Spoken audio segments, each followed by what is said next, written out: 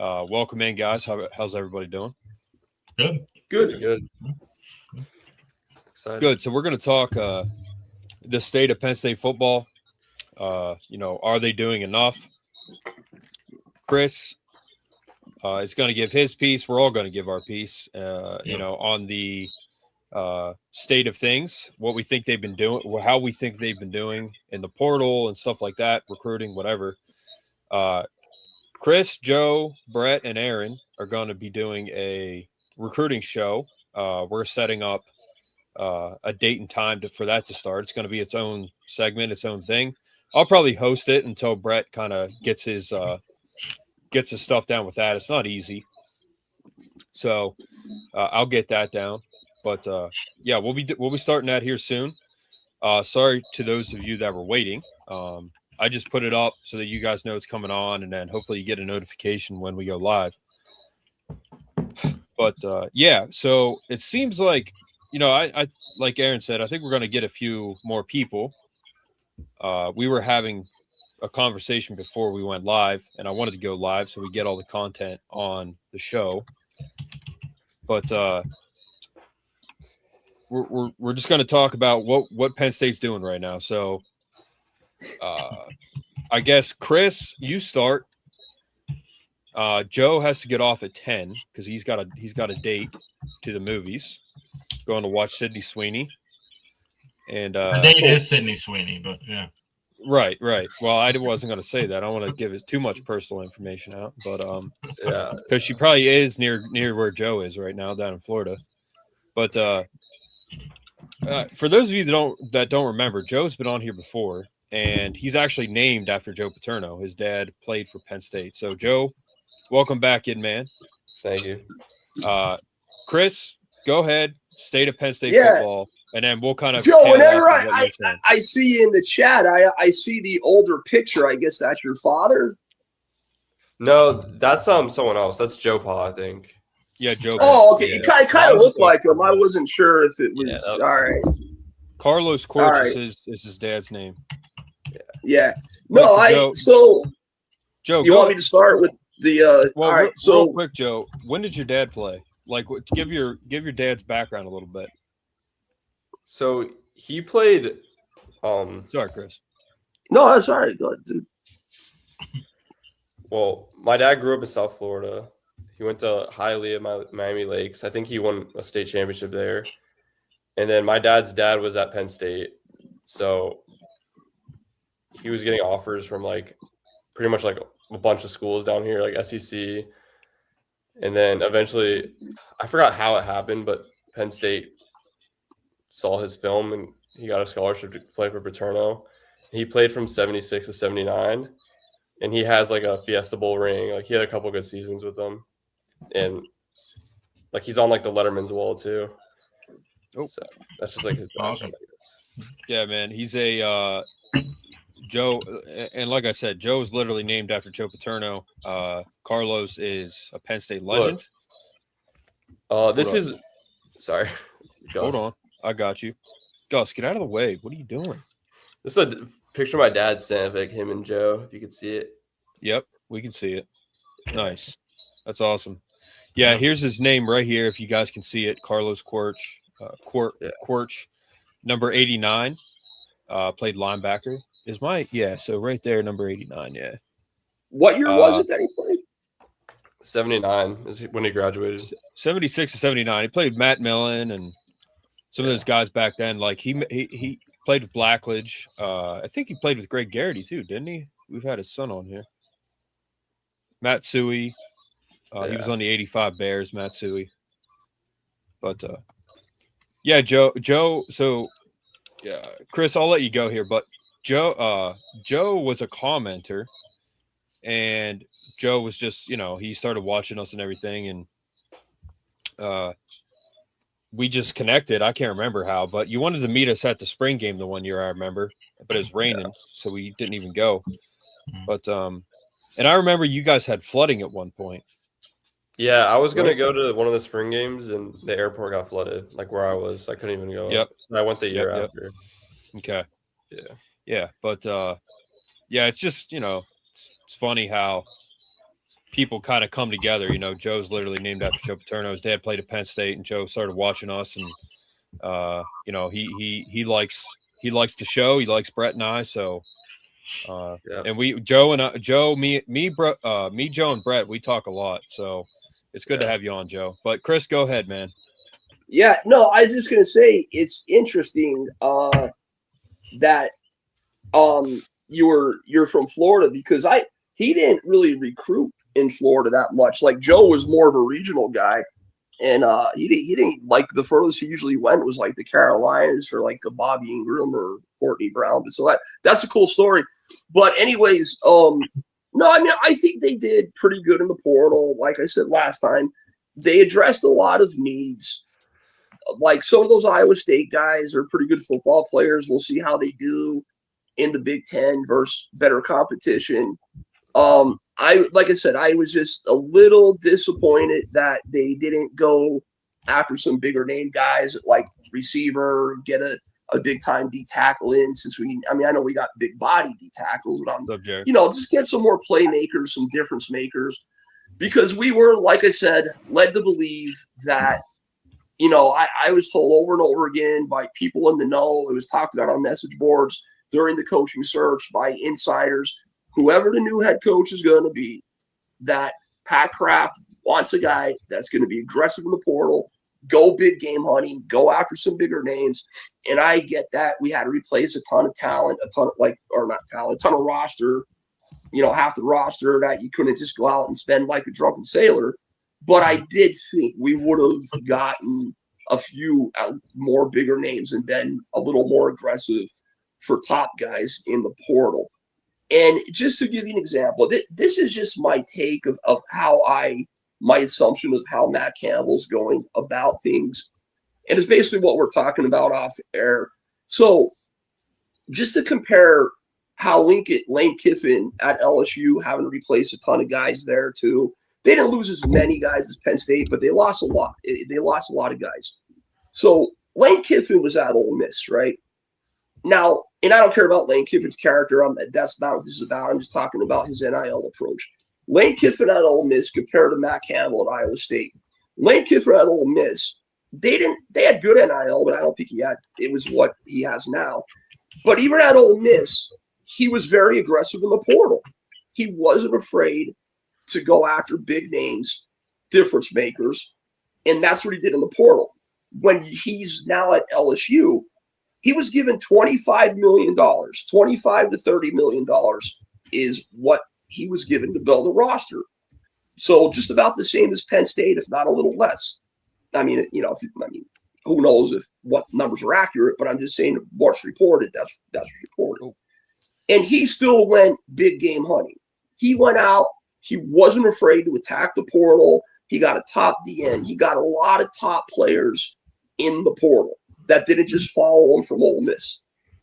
And so this theory of that, well, we had to replace so many players, therefore we couldn't do that, that's bullcrap. And what I think is, because Matt Campbell was at Iowa State, they didn't have money. It was Iowa State by name. Just because of who they were, they couldn't attract top talent regularly. So what did Matt Campbell have to do at Iowa State to become successful? He had to go out and identify under the radar guys that were good football players and develop them. And I think he's taking that same approach now at Penn State. Now, surely he's going to go after and try to recruit higher players in the 27 recruiting class, and he's already going after top talent. But I do think when you look at the comparison of, like, again, just Lane Kiffin, for example, at a big university, just always going after top talent, compared to Matt Campbell coming from Iowa State, I do think there's a bit of a learning curve maybe for Campbell, where he, I hope he doesn't think I could get a little bit of top talent and then just supplement the rest of the team with developmental guys and we'll be fine. Like, I hope he's very aggressive at building this team with as much top talent as he could. That's just kind of like where I'm at with it. We did have just an update a very good visitor today, Peter Bork. Peter Bork is he's close to a 5-star quarterback for the 27 class. And I don't know how the visit went. The visit was today. He's currently committed to Michigan, but obviously he's looking around a little bit. Now, Michigan's not going to be afraid to spend money. They're a program that spends money, and Peter Bork was interested in Penn State when Franklin was here. So it's good that he's coming on a visit. We'll see how that goes. But I just hope he's not afraid to go out and spend money like all the other top programs do. The other thing I want to say is people need to get the Indiana stuff out of their head. I mean, it's so ridiculous that people keep thinking because Indiana is going to win or is playing in a national championship. They're doing it with 9 4-stars. They're doing it with older guys that were highly ranked guys that they developed. Obviously, have some good players. Best coaching job in the world. If you think that's the norm, it's not. Please, people, don't use Indiana as an excuse for Matt Campbell to go out and just recruit all these 3-stars and think you're just going to copy and paste what Indiana did. It's not realistic. There's a ton of evidence out there that shows, that's not how you build a team, even if things are a little different today. Talent still wins out. Are there busts? Sure. If you have a talent with majority for like 60, 70% 4-star guys, they're going to hit more than 60, 70% 3-star guys. Shannon Terry, who's the owner of On3, he's the best in the business. I think On3's scouting department is the best. And he put out a tweet talking about the star rankings and why they matter. And here's something about the star rankings when people think they're full of crap is I can't see. I'm on my phone, so I can't see the comments anyways. But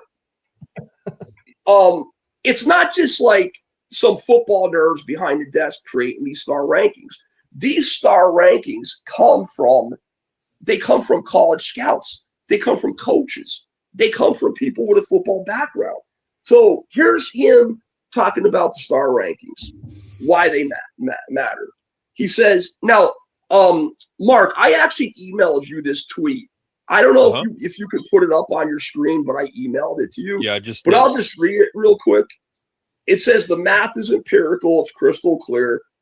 Last year's draft, 69%, and I'm not just talking 5-stars either. Every single recruiting class, even the top ones, they only get a few 5-stars.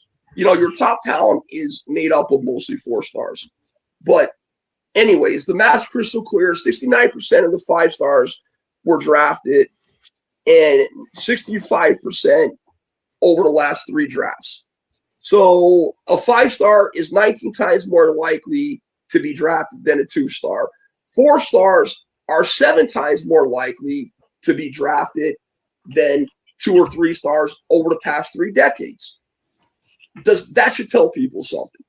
Okay, star rankings matter because the data that goes into rankings and ratings comes from college coaches. There's been a 3-decade mutual information exchange among ranking scouts, college assistants, and now GMs. The entire coaching community provides valuable feedback during the discovery and the slotting process. The argument that the rankings are generated from a bunch of non-former players sitting behind a computer is simply not true. The data is the work of an entire ecosystem, and it's the reason it's been accurate over the years.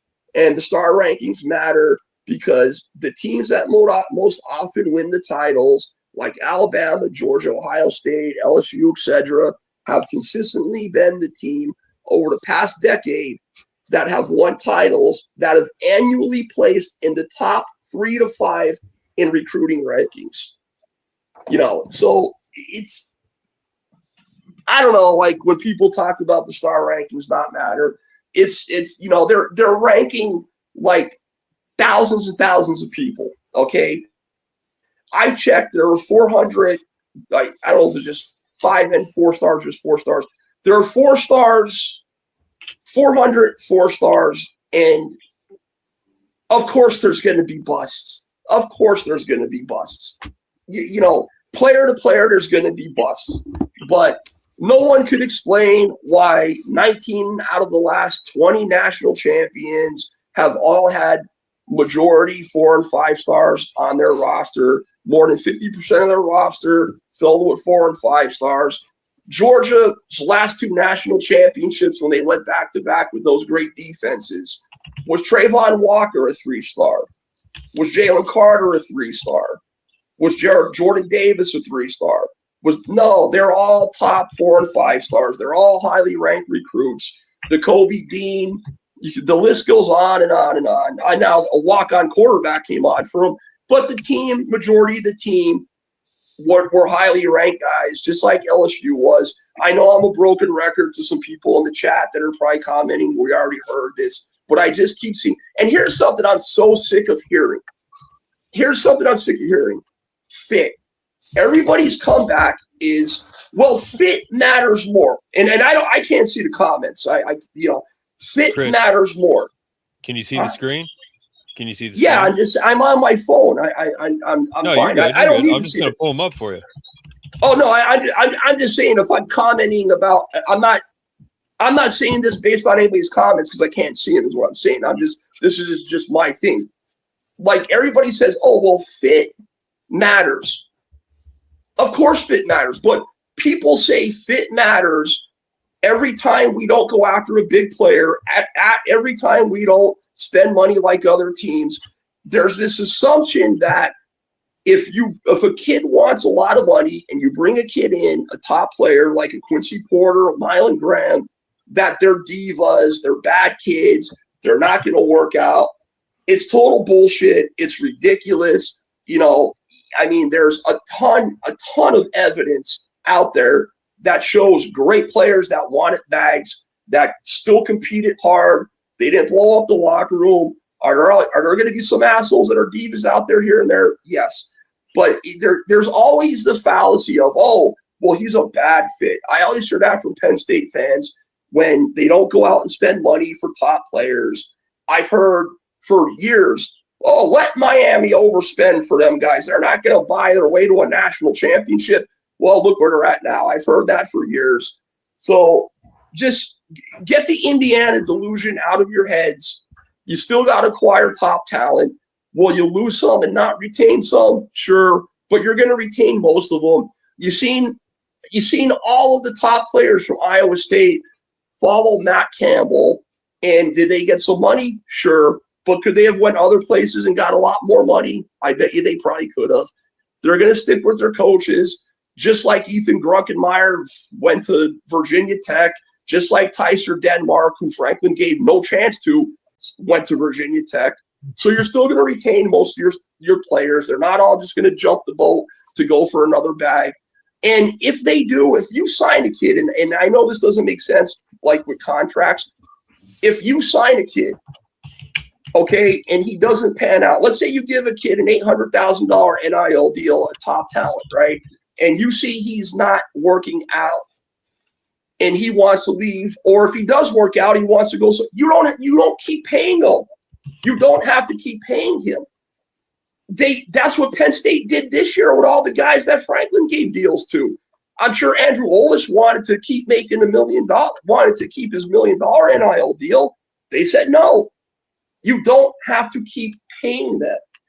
Every contract, I guess, is written up different, but clearly you don't have to keep paying them because teams don't.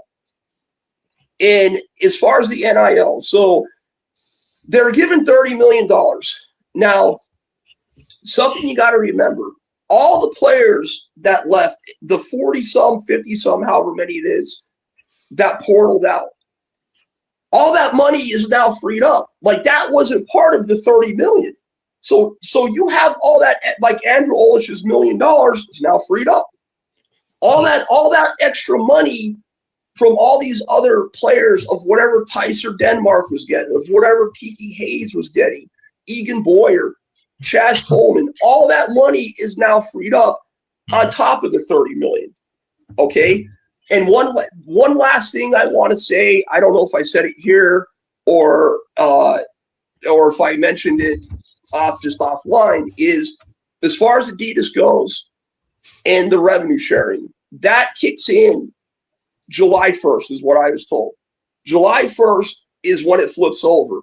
So the $30 million they were given, July 1st is when the new revenue starts. The first revenue of last year, it was $20.5 million for all athletics. Football got about 15, 16 million of it. It's supposed to go up a little each year. So I don't know what it's going to be this year, but the revenue's probably going to be in the lower $20 million range. Football will get probably 15, 16 million again. I don't know what they're getting from the Adidas deal, but I do know Tennessee is absolutely using their Adidas NIL to get a lot of these top targets. Yeah. Like Chaz Coleman absolutely chased the biggest bag he could. He wanted to go Ohio State. So the money is there. Don't let anybody tell you the money's not there. The money's there. They could go after some top targets. We'll see what they do. I know they're out visiting a lot of top 27 targets. I think Gabriel Jenkins is coming in for a visit.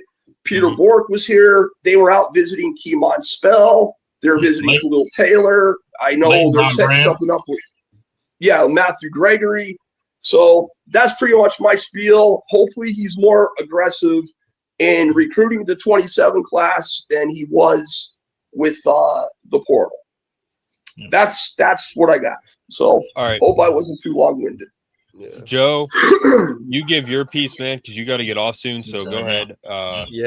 Chris, you're I wish you could see the comments because Thomas is replying to you. But I see you guys are texting each other, popping stuff. That's what was throwing me off. I don't know what I know Thomas doesn't agree a lot with me about what I say sometimes, but that's all right. Everybody's entitled to their opinion. Joe, I have nothing against Thomas.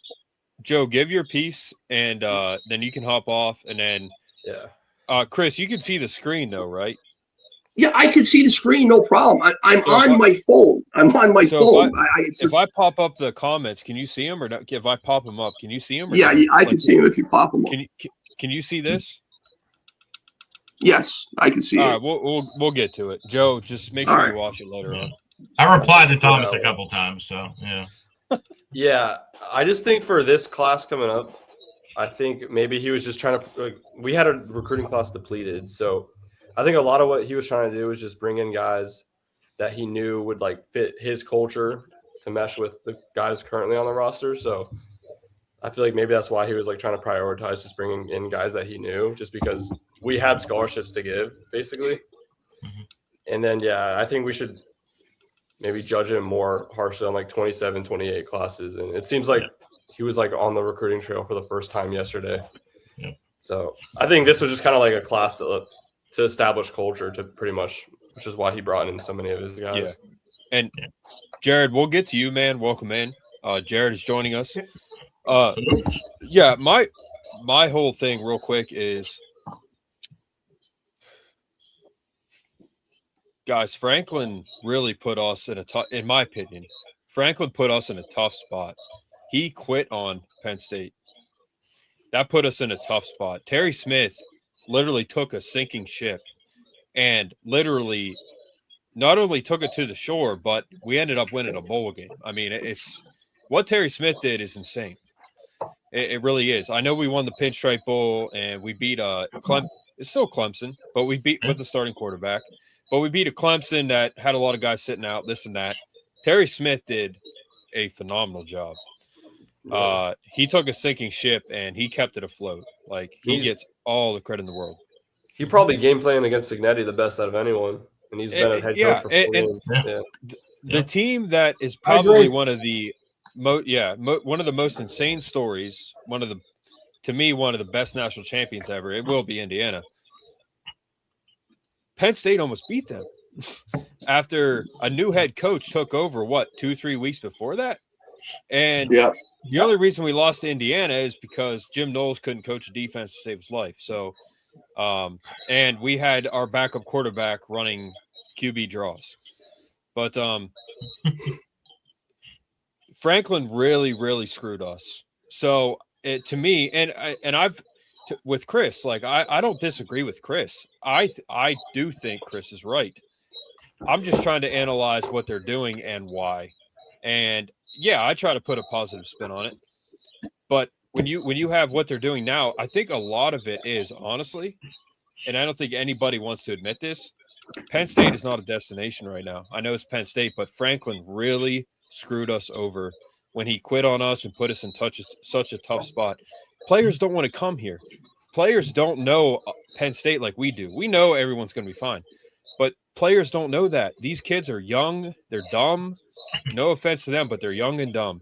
Even the Franklin kids made us a laughing stock. Yep. He did. Yeah. And so that's a huge factor in it. I think kids just don't want to come here.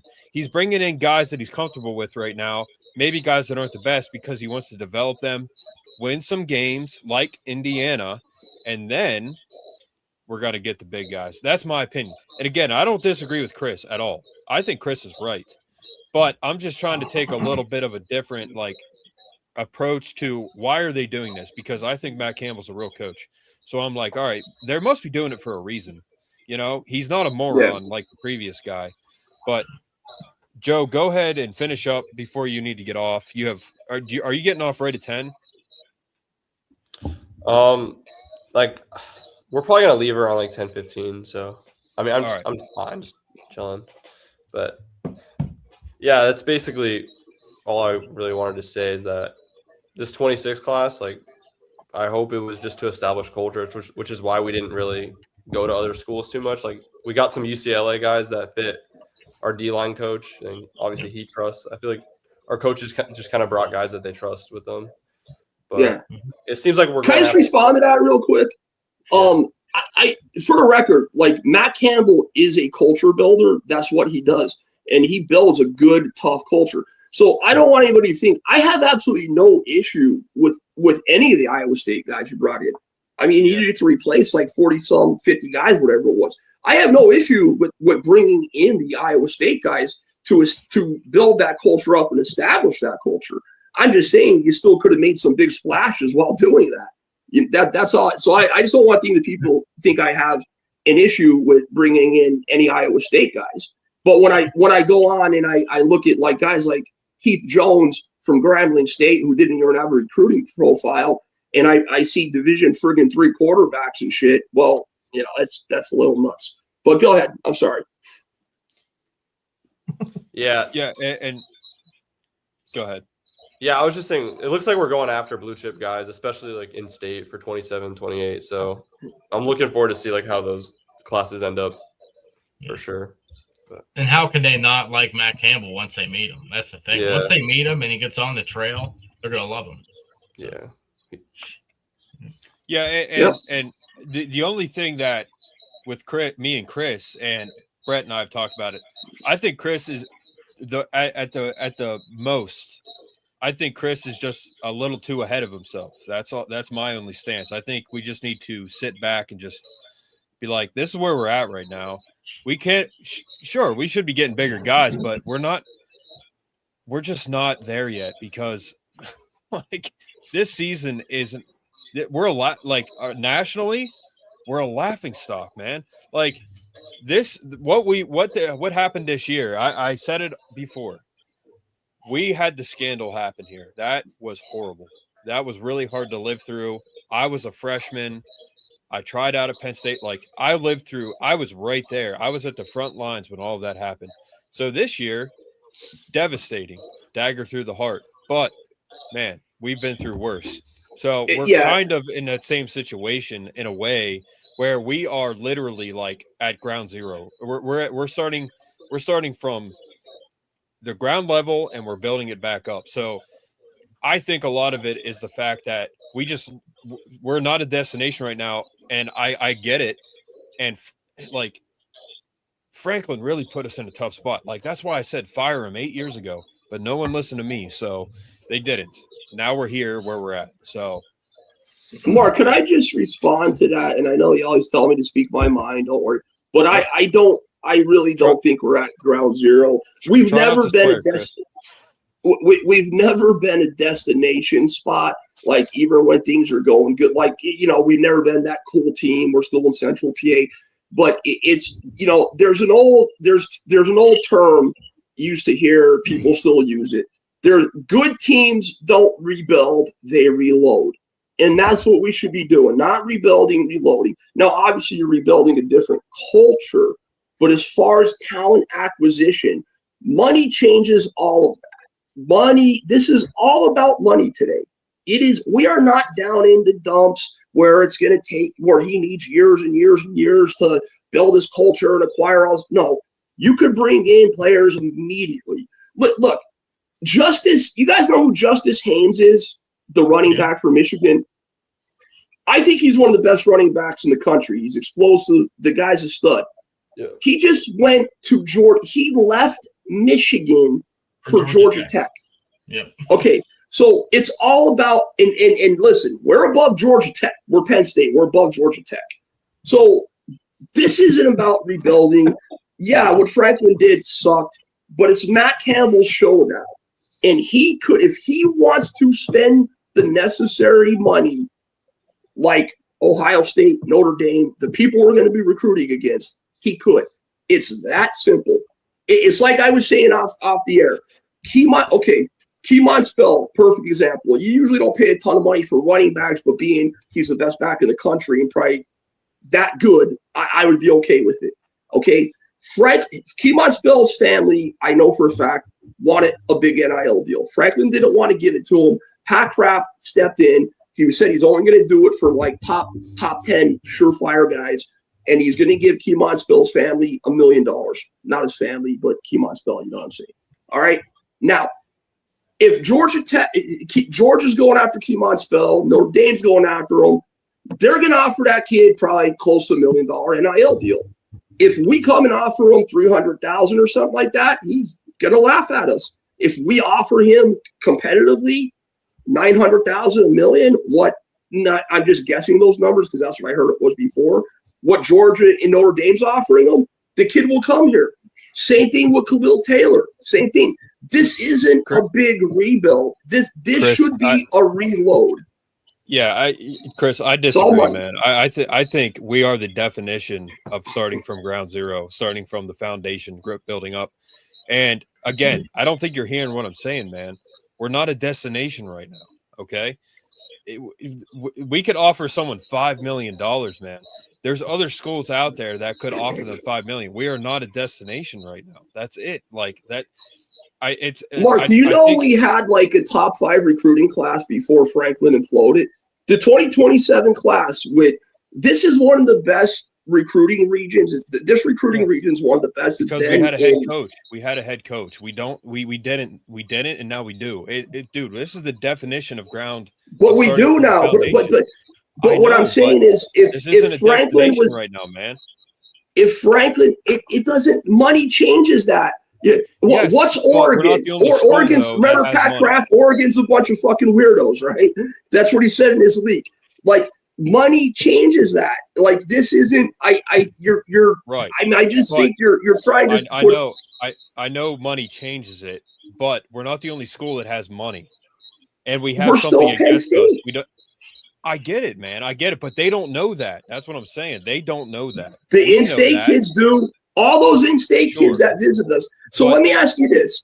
We know Franklin didn't want to spend money on NIL for top targets, right?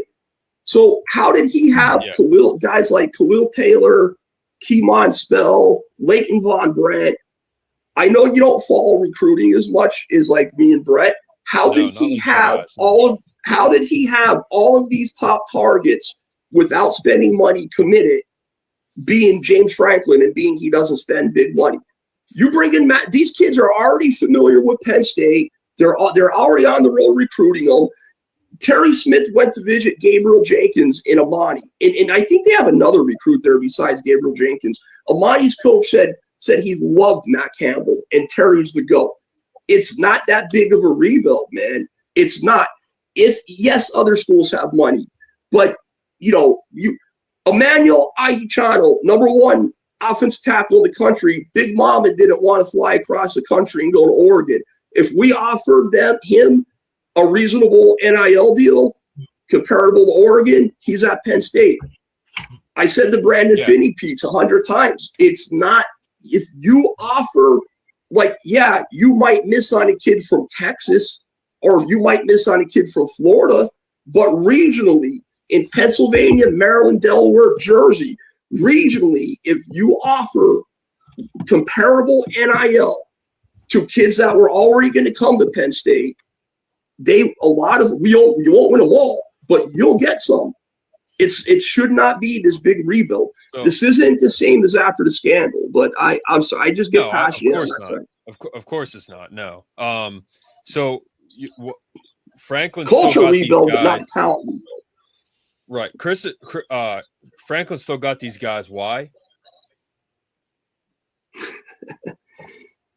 You're asking me? I don't know why. He was a good recruiter, but this is what I'm saying. He did it without spending money. We had the top 27 class, and they all decommitted now. He did it without offering them all the money. You get a better coach offering money. And I think it's a combination of what you're saying, 100%. Campbell, I don't know, but I think it's a combination of Campbell, maybe what you're saying about Campbell, plus the fact that we're maybe not a destination right now. Like I don't know, man. I think Campbell is doing what he wants to do. It's just not. It's not an attractive place right now, man. Like I think that's a huge factor. Here's a point. So, but of course we're still Penn State. We know that. We know that, Chris. We know we're Penn State. But it's never been an attractive place. It's Central PA. I mean, it's always been. But there's like money that. involved now. There's money involved. So which helps us which is in our favor. It helps us we're a blue blood program in the middle of nowhere.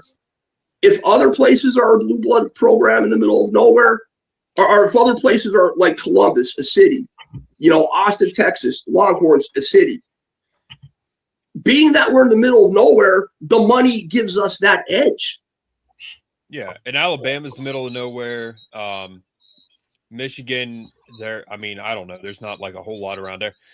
Yeah, like I agree with you. It's of course it's the middle of nowhere, but money changes it a little bit. Yeah, but go ahead, Brett. Everyone's going to talk. Like, we'll get to everybody. There is a world right now too where Matt Campbell and the recruiting staff, they may have called a couple guys that were bigger names, like not the biggest names, and they weren't interested in Penn State. Like that's a possibility. Yeah. We wouldn't have even known. Yeah, we don't know. Came to for fruition. No, what's the word I'm looking for? Yeah. It wouldn't have came about at all. We wouldn't have found out about it. So they could have reached out to some guys and just completely whiffed on them because they weren't interested. And that's out of Penn State's control, right? So, but at the end of the day, the portal class is pretty good, pretty solid class overall.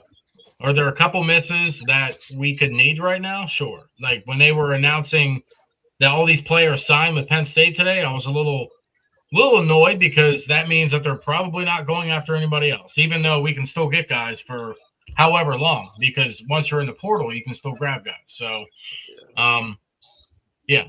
like I was saying before we got on, would it be nice to get even a decent defensive end, right? Like a decent defensive end with some production.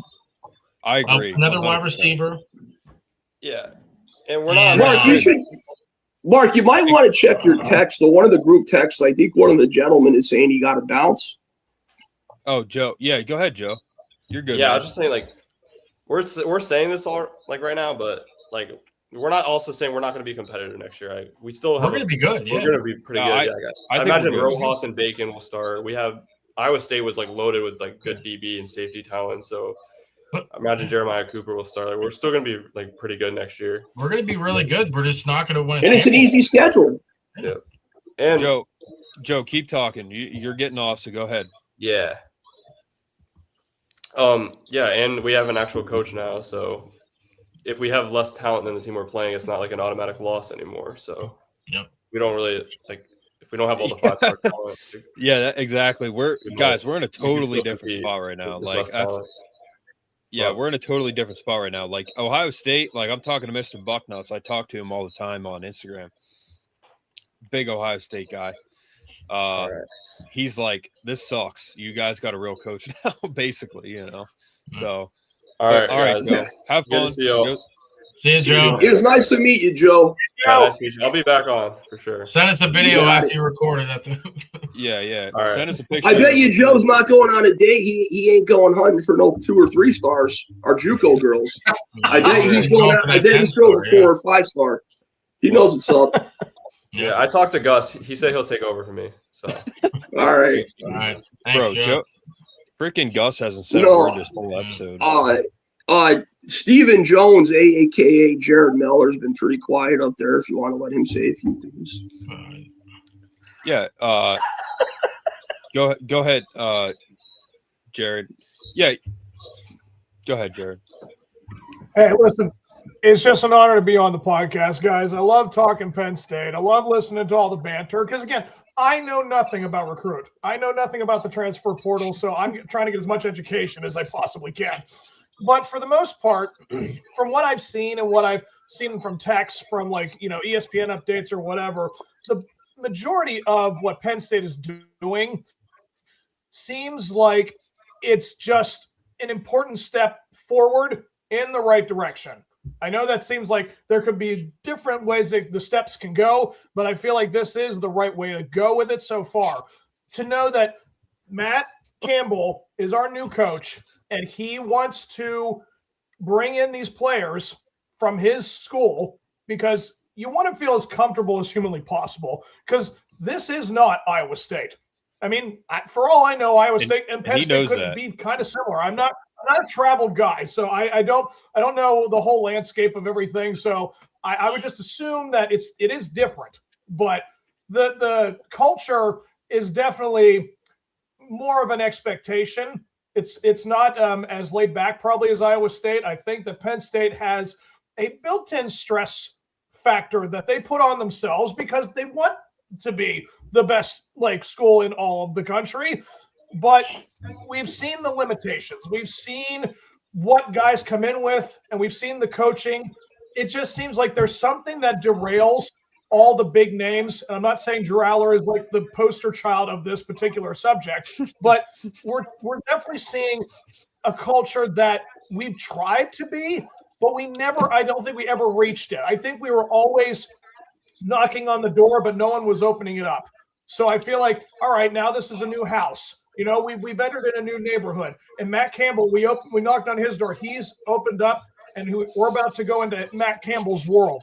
So it is so early to know what's going to happen. I mean, as far as what we have acquired, great. I think that whatever we have is going to be something you have to wait until it actually happens. As much as you want to talk about it, there's no way we can deter whether Rocco Becht is going to, own the Big Ten or if he's going to know how to handle, Ohio State when he's not going to play them. But I'm saying Notre Dame, Washington and Oregon, like those teams like that, who knows what it's going to be like for these players that are entering from the Big 12 into the Big 10. It's a different animal. I just feel like we have to just pump the brakes on it all and just know that this coming year is just all about transition. It's all about a new era. Yeah. It's just, that's really what it comes down to. These guys need to just find the footing and just really start setting the template for what's going to come in the next couple of years. So as far as I'm concerned, we're looking at most likely 2-3 years minimum before we talk about are we going to compete in the Big Ten again? Yeah, real quick, and then I want to let Aaron talk and Brett. Yes, Chris, we were promised certain things from Pat Kraft, but that doesn't mean they're not trying right now. Again, I think it's more than anything right now. They didn't try. They didn't. I'd say, Mark, you keep wanting to put this positive spin on it, and I get it, and I'm not trying to be rude. They didn't try to go out and get Quincy Porter. They didn't try to go out and get Mylan Grant. They didn't try to go out and get the big portal names. I mean, listen, this is why I'm a pain in the ass on the message boards and why people get fed up with me, because I just call it like I see. It's black and white. Great. I'm not a guy that's going to – I know. I'm just saying I'm not a guy that's going to just nod and agree and look for the silver lining, look for the positive spin. If things are good, I'm going to say it's good. I think Marcus Neal's a great pickup. I would like to keep Gronk. I love Rocco Beck. I think he's very similar to Trace McSorley.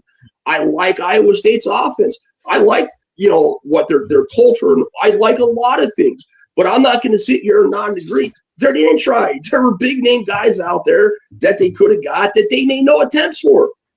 Yet they didn't. In the portal class, they made no attempts for any big name guys, hardly at all. So I'm just going to keep it real, man. Now, recruiting, they're going after big name guys. We'll see but I don't know what they're offering money-wise. Chris, I know, man. I'm not disagreeing with you. What I'm saying is, if you would have let me finish, Pat Kraft said they're going out and getting big guys. We don't know if they tried to or not. They didn't. That's it. Okay. What I'm saying is, like what Jared just said, we may not be a destination right now. That we don't know if they didn't try. I don't know if they didn't. They probably did. But my point is, at the end of the day, we have a real coach that combined with higher recruits. We have a coach that has an actual functioning brain now, which is amazing. That combined with good recruits is going to be a lethal combo, but we're just not there. To me, we're just not there yet. We are in, like Jared just said, a 2 to 3 year process right now. We're not a destination right now. I think really what it comes down to is there's damage to the program. We have to rebuild that. I agree with you, Chris. I don't disagree with you, man. I'm just saying, like, I think we're just jumping. Like, I think. I know I got to be patient and give it a chance. I'm just saying, like, when you're saying, dude, you're not being patient. Like, you're not. I'm going to give him a chance. I'm just calling it like I see it with the portal. I know, man, but the patience part needs to also be a factor in that, bro. No, it doesn't. No, it doesn't, yes, Mark. You just said you need Mark, to be patient. No, you need to be patient to see how it all pans out down the road. Right. But what I'm saying is, when you're saying we don't know they didn't try, yes, you do. Like, I get good information from people on the message boards. Every single person they go after in the portal. And that factors in the destination part. We're not a destination. No, it doesn't. It doesn't factor in when they don't try. What I'm saying is they're not offering. You could offer a kid and he could say, all right, I don't like Penn State being in the middle of nowhere. You could say just trying. They didn't offer these kids. All right. They don't want them, Chris. They don't want them right now. They don't. But let's not. But that's not trying. To say they try. They're trying in different ways, man. They're trying in different ways. He's getting guys that he's comfortable with right now. Matt Campbell, like Mark said before, right? And I'm on both ends. I'm on both sides, right? Yeah. And I'm not taking any sides. I don't disagree with Chris. No, Matt Campbell is smart, right? He's a very good coach. He has a game plan. We don't know what it is exactly. Like, we think we know what it is, right? But he's going to have more in his toolbox than we can project right now. We just don't know. Yes, he's getting the guys he can develop. He's bringing the Iowa State blueprint over to Penn State. He knows he's going to need more than that to win a natty. Everybody knows that. A blind person who's never watched football would know that, right? But he has more in his toolbox, right? We just don't know what it is. The message boards are great. They do not know everything. There is a lot on there, but it's not everything. Right? All I was referring to was the portal. All I was referring to was the portal. That. Yeah, 100%. That's it. All I was referring when Mark said we don't know, they're not trying for these big guys. Where we were talking about the portal. Portal offers are reported. It is easy to see who they're offering and who they're not offering in the portal. That is made public. When you look at the portal offers they made, and they didn't make a lot of portal offers to big name guys, that is all I'm talking about is the portal. You could see who they tried to go get and who they didn't try to go get in the portal. It's black and white. That's all I was talking about. I know get that. It, man. And again, I get it, but you're saying they're not trying. Okay, that's true. They didn't try. All right, they didn't try. They don't want them, man. They don't want them. He's trying to build a culture right now. He's a new head coach at Penn State. I know that. You bring in, and excuse my language, but you bring in a bunch of 5-star assholes, It doesn't matter, man. It could now the 5 stars are automatically assholes again. We're back to that. But you don't know. You don't know, Chris. You don't know if a 3 star is going to be an asshole. You don't. This is what I mean. 1 star is definitely an asshole. Yeah. This is that's what I mean. Culture, Chris. That's it. I understand that. So you can't build a culture. You can't build a culture and bring in top talent at the same time. You can't build a culture and bring in top talent at the same time. It's one or the other. If you're building a culture, you cannot go and get top talent because that top talent, they're assholes. They're bad guys. You can't. When you're building a culture, no good players at all. My thing is, or you get good players and your locker room blows up. This is my thing. Let's let Matt Campbell cook, man. Like we have to trust the process. We just have to let it go. Like, listen, I'm upset too that we didn't go after an edge rusher, offensive lineman. Like I already announced the people I would have wanted, right? A couple positions. I actually think edge is pretty good right now, to be honest. But it's good, but there's no depth. That's the problem. Like we need another guy. They're moving LeVar to D end. I heard. He's going to have to gain 30 pounds. That's the problem. Well, he will. I mean, he should in the weight room. But check this out. You got Granville and Camacho 1-2. Then you got the Colorado kid that looks really good, Alexander. Here's mighty good start, to be honest with you. He's good. And you got Burnett. You got Burnett, Mason, Deshaun Burnett came back, Mason Robinson, LeVar. There's a lot of good young talent at the end. It's going to be superhero right now. There's just not. Yeah. So it's going to be either Granville healthy or McPherson. It's going to be Granville, McPherson, Yvonne. That's the starting lineup. But let's let Aaron talk. Yeah. Aaron is the quiet, patient veteran here. Army veteran that literally he knows how to not talk because he was in the military. So he's heard way more yelling than this. All right, you ready? Start position move. Go. Yeah. So, well, I always take it as when you're talking about athletes, you're talking about people, not math, right? So it's never as simple as here's $5 million. You know, it's never as simple as you're going to go to Penn State because it's Penn State, or you're going to go to. Everybody's different. We all their players are fans of the game too. Okay. So there's some places that guy's never going to come to Penn State because he hates Penn State, right? He grew up not liking us, right? And the same goes for Ohio State, and the same goes for it happens everywhere, right? And then after that, then it's like, okay, well now, typically when you hear guys who used to play, what do you always hear from them? Like when they talk about what they were thinking about and deciding, they think about things like, I want to play in the Big Ten because I want that competition level, right? I want to play in the SEC because of the speed or whatever. They don't really talk about like, I wanted to play for this specific place unless they were a fan of that specific place. Or they grew up watching that football or their dad went there or something like that, right?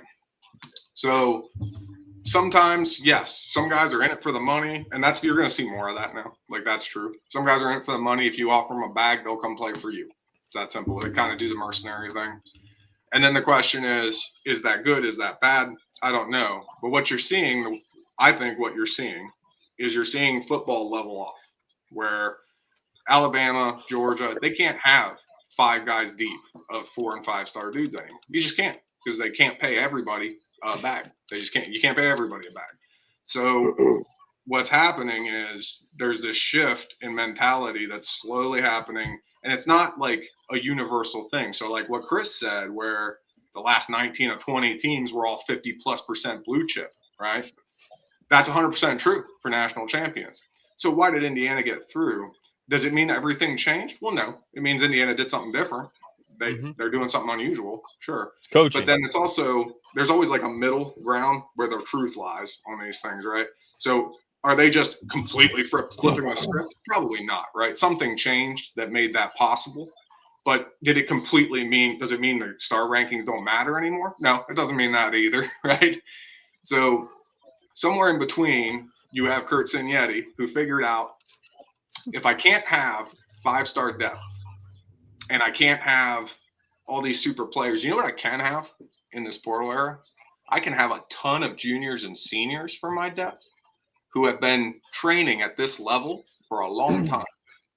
And so even if they're not the most physical dudes on the field, they just have better fundamentals because they've been doing it longer, right? You look at their roster, they lose a lot of guys every year right now at Indiana, but that's because they just portal them back. They keep portal, cycling. So is that going to be the long-term solution? Because I think eventually everybody's going to kind of figure out how this portal works, and it's going to level off even more, right?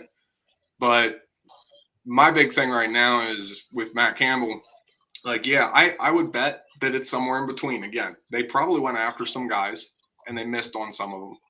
And then some guys were just never interested in the first place. And maybe they didn't offer a big enough bag because Campbell's still adjusting, right?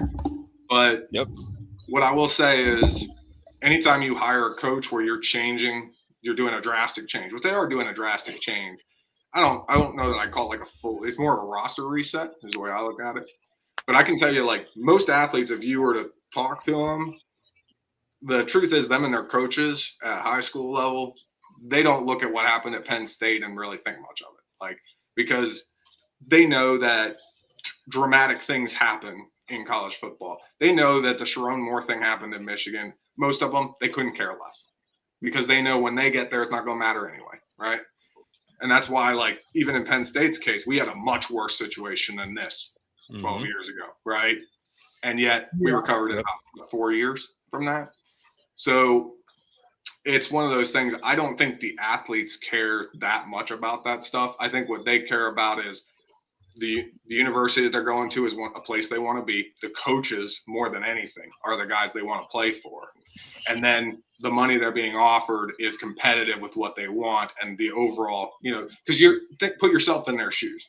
If you're sitting in that spot and your goal is to get to the big game, the NFL, right? If your goal is to get there, you need the right coaching staff to develop you the right way. And you want to get as much money as you can on the way because there's not very good odds you make it, right? It's just a reality. Even if you're a 5-star, you don't have great odds. And so you get in this situation where they have to think about so much stuff. They have so many things they have to think about. And they're, 18, 19 years old thinking about this stuff. So put yourself, when you were 18, 19, that was a lot to think about. Like, you're making a permanent life-changing decision. And some of these guys got good advice growing up. Some of them didn't.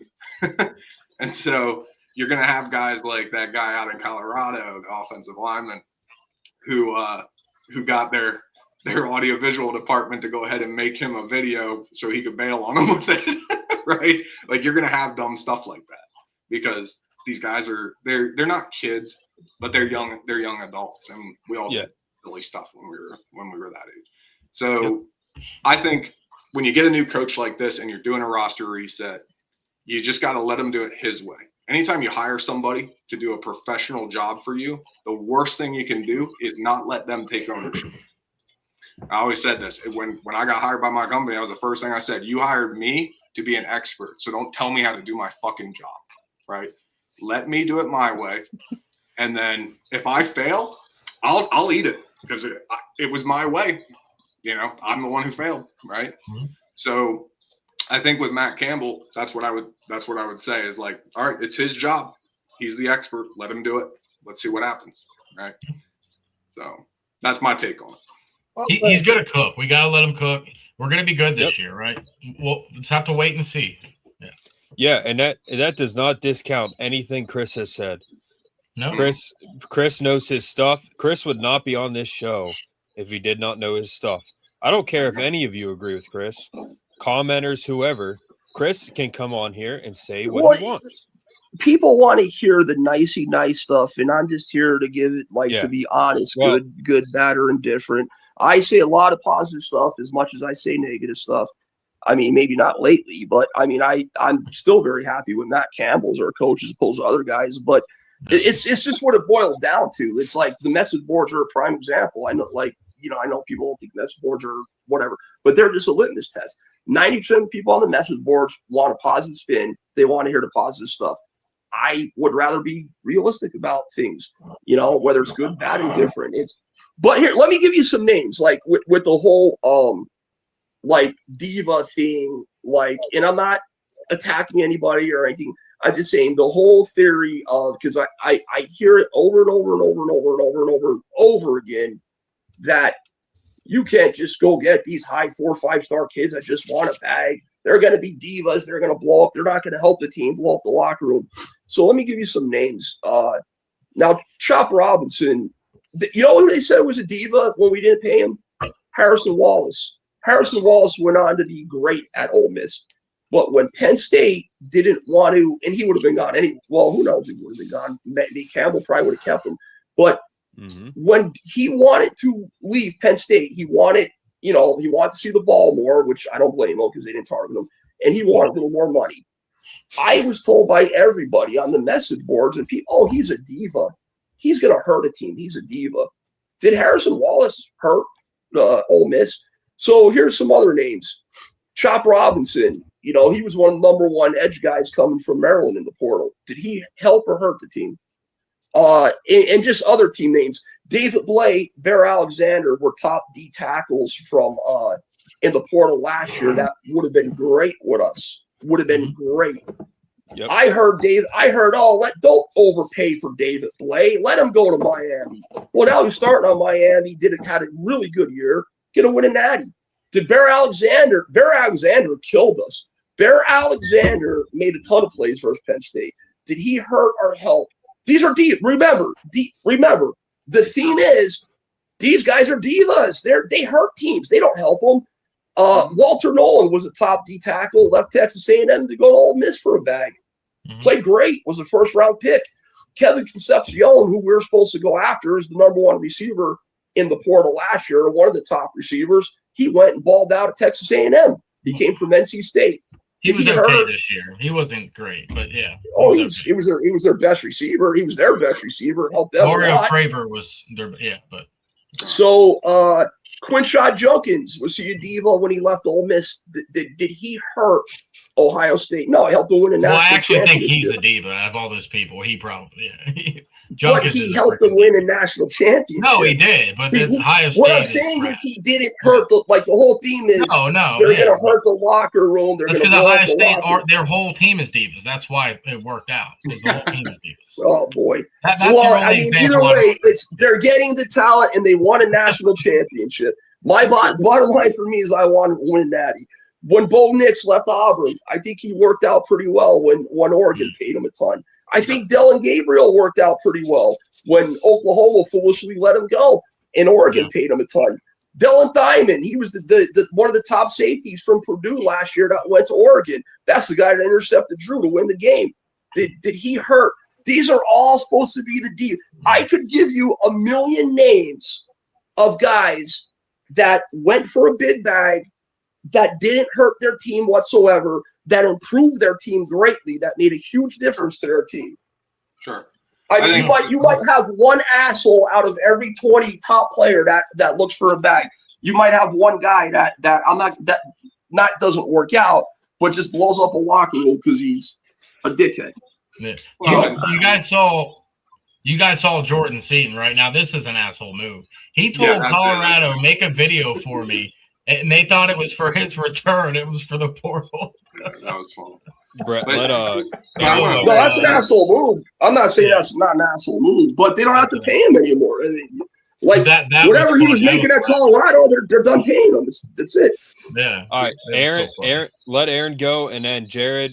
Yeah. Jared is the most patient man in the world. So go ahead. Yeah. So just saying, that absolutely is true. That you can have guys who are divas and still work. AJ Brown worked in Philadelphia, right? And he's known as something of a diva. But he can also ruin things. And if you watched AJ Brown's tape this year, he might be part of the reason the offense is struggling in Philly. So it goes up and down. Sometimes those transfers work. And also, just because a guy wants a bag doesn't necessarily mean he's a diva.